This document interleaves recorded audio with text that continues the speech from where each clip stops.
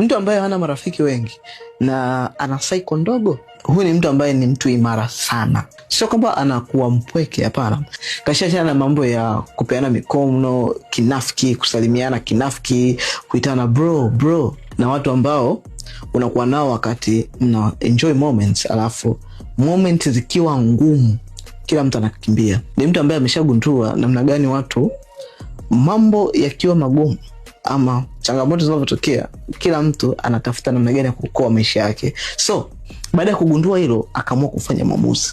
Akagundua kwamba amani ya moyo, peace of mind, is very important kuliko kupata umaarufu.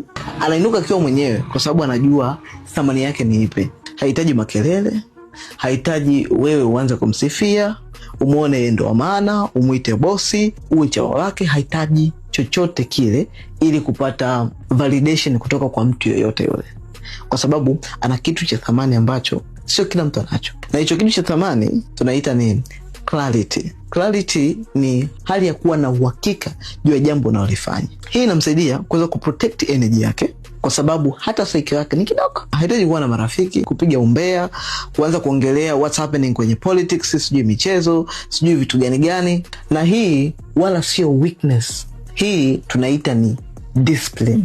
Ni mtu ambaye anakuwa yuko tayari kuwa na rafiki yake mmoja ukweli kuliko kuwa na rafiki zake 10 wanafiki, kwa sababu mambo yanapokuwa magumu, watu wa hovyo wote huwa wanakimbia, wanabakia wale watu wako wa ukweli. So kuwa peke yako haimaanishi umepotea.